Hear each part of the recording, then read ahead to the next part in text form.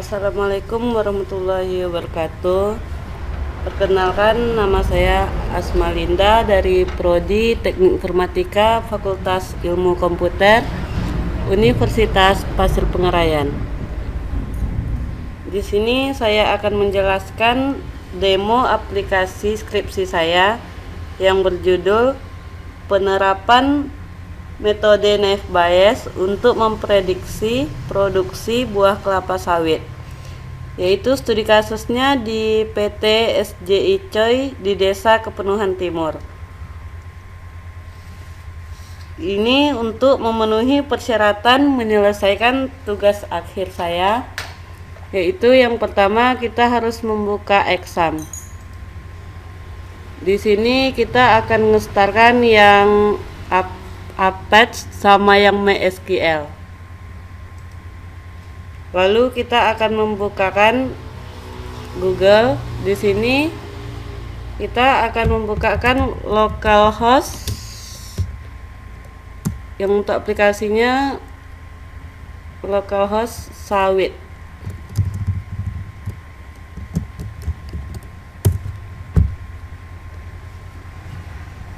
Di sini terdapat menu login, yaitu ada admin. Lalu setelah kita masuk ke login, di sini terdapat dashboard ini yang berisikan semua panduan tentang aplikasi, misalnya ada menu user, data latih, menu produksi, dan menu prediksi, dan menu laporannya, dan logout. Di sini ada di data master, ada user. Nah, di sini usernya ada dua, yaitu yang pertama yang bernamakan administrator, nanti ini bisa ditambahkan, dihapus, dan diedit. Lalu di sini adalah data latih. Data latih ini adalah data 1 tahun sebelum kita untuk memprediksi produksi buah kelapa sawitnya. Dan di sini ada manajemennya, yaitu ada data produksi. Di sini data produksinya ada 4. Yaitu di sini yang terdapatnya ada bulan, plat mobil, penerimaan, dan surtes dan produksi. Di sini data produksinya bisa ditambah, misalkan contohnya di sini ada tambah. Itu kita harus menuliskan plat mobil yang masuk.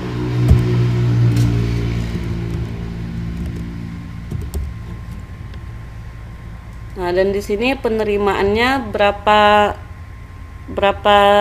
ton per penerimaannya dalam 1 hari itu.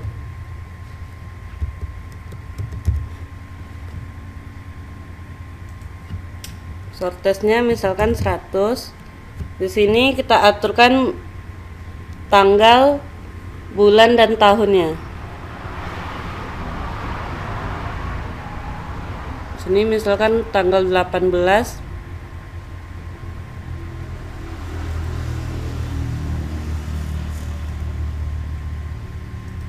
bulan 5 tahun 2020, bisa disimpan.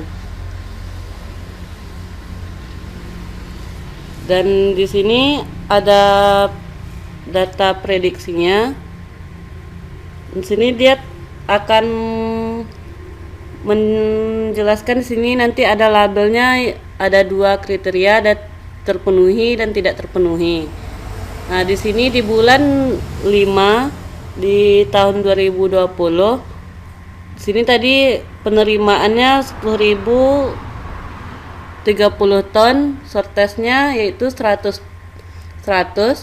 Sini produksinya cuma 930.000 ton. Jadi dia tidak masuk kriteria terpenuhi. Dia tidak terpenuhi karena dia tidak mencapai target dari PT. Nah, di sini ada laporan. Di laporan ini bisa dicetak yang dicetak itu yaitu data produksi. Misalnya dari tanggal berapa sampai ke tanggal berapa yang mau dicetak. Misalnya dari tanggal 18 Mei sampai tanggal 22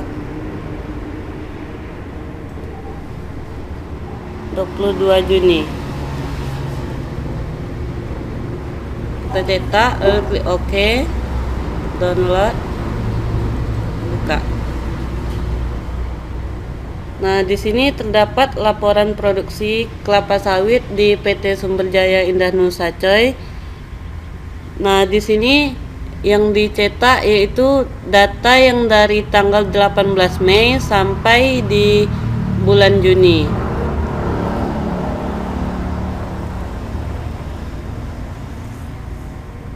Nah, di sini kita bisa logout kembali.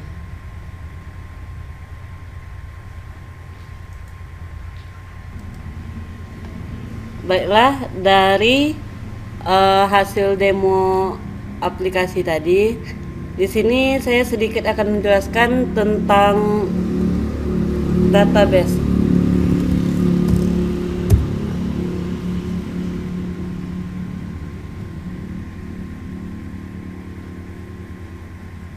Di sini database-nya saya menggunakan namanya ada sawit. Sini database-nya ada dua, yaitu yang pertama user. Nah, di user ini terdapat ada tabel usernya, yaitu ada untuk berisikan data-data admin untuk login ke aplikasi. Nah, dan di sini ada produksi. Di produksi ini ada ID produksi, plat mobil, dan penerimaan, shortage produksi, tanggal produksinya, dan label dan jenis. Nah, di sini plat mobil yang masuk ke dalam PT, yaitu penerimaannya berapa ton dan shortage-nya, dan diproduksinya berapa dan tanggal produksinya. Di sini ada jenis, yaitu yang satu ini dilambangkan yaitu jenis data latih.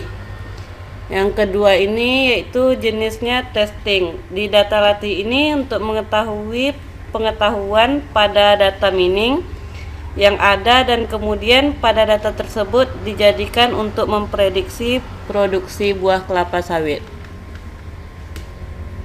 Baiklah, itulah dia penjelasan dari demo aplikasi saya. Apabila terdapat kesalahan, kekurangan,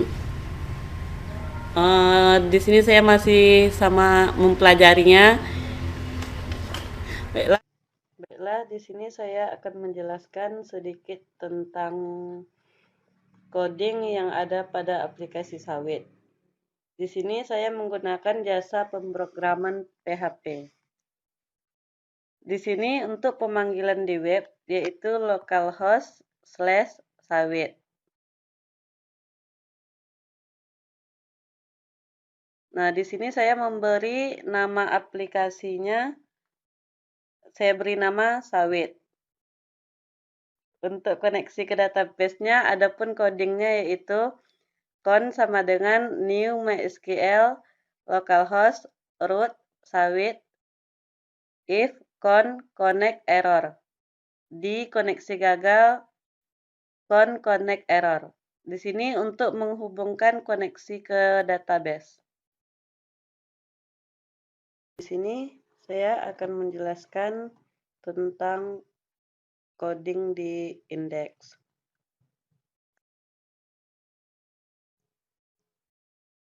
Nah, di index ini adapun codingnya yaitu include funds.php ini untuk menghubungkan, mengkoneksi.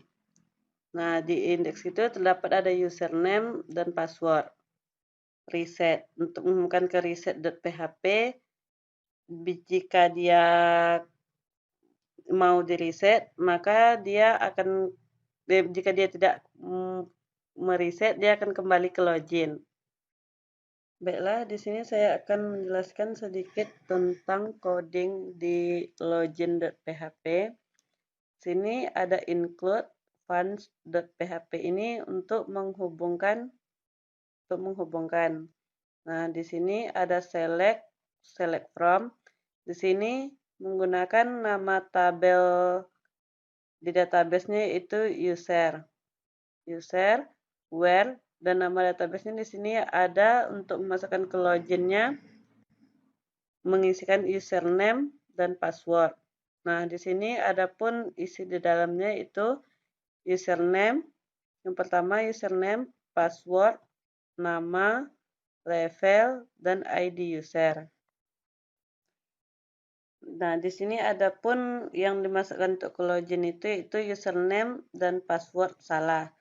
Jika username ataupun passwordnya salah, maka dia akan kembali ke login. Nah, di sini ada pun coding untuk mempercantik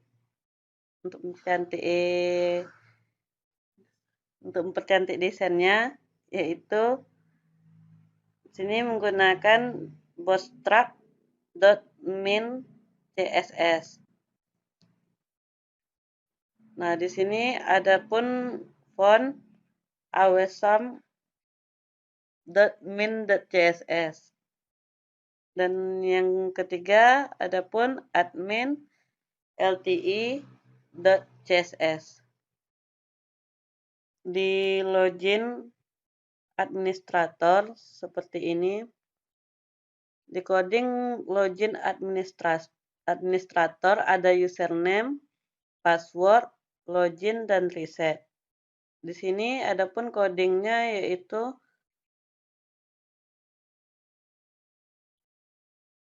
dari body class, div class, from, box, id, login box. Di sini itu ada login dan administrator.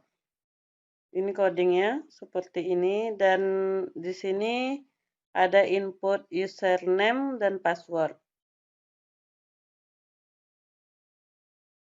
Dan di sini ada juga di button tab-nya, di submit name-nya ada di kelas button primary, button block-nya itu ada login /button, dan ada reset.php-nya untuk nge-reset password.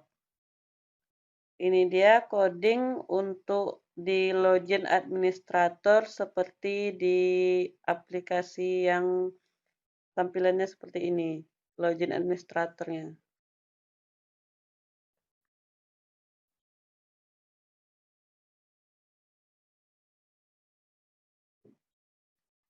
Baiklah, di sini ada pun tampilan aplikasi yang setelah di login masuk ke dashboard. Inilah tampilannya. Dan di sini ada pun coding dari setelah login itu, tampilan dashboardnya ada di sini di home.php, dan di sini ada H1 class pack headline dashboard /H1. Sini ada pun isi di dalam dashboard yang setelah login, yaitu seperti ini.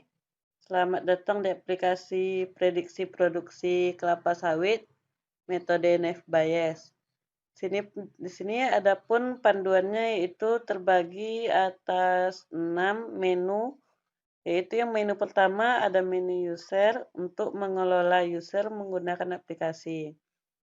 Yang kedua yaitu ada menu data latih, menu untuk mengelola data latih. Yang ketiga ada menu produksi, yaitu untuk mengelola data produksi atau penerimaan buah kelapa sawit.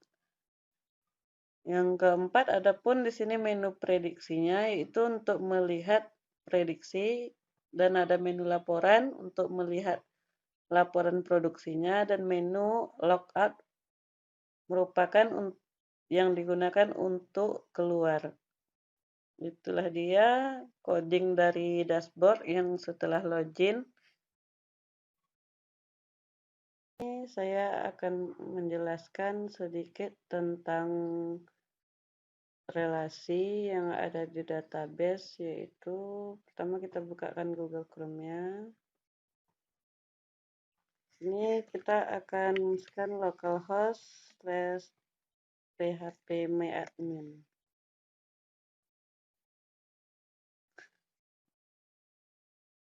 Di sini nama database saya ada sawit.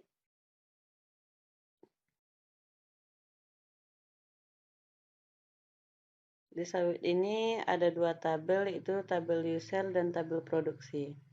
Di sini saya akan menunjukkan tentang relasi database-nya.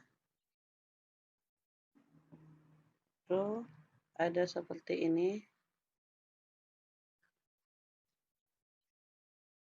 Yang mana pada tabel database user dan produksi telah terhubung.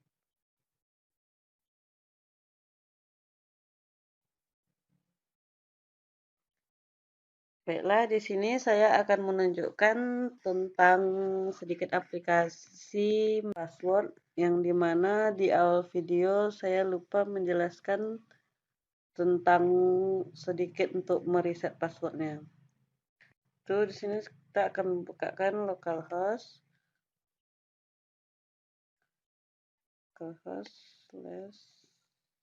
/sawit.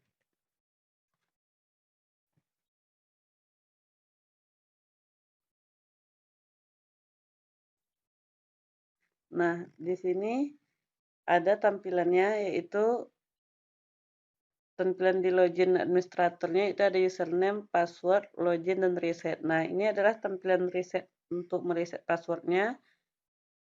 Bisa kita reset.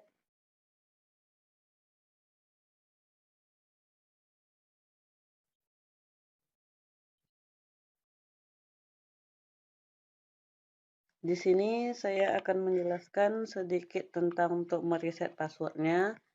Di sini passwordnya bisa kita reset. Lalu kita akan mereset passwordnya. Di sini kita akan memasukkan admin. Lalu kita klik reset. Dimana setelah kita klik reset, dia akan tampil ke menu login lagi. Dan di sini setelah kita mereset passwordnya, dia akan tampil di password itu nanti di mana yang nama username-nya itu menjadi nama yang di passwordnya setelah di reset.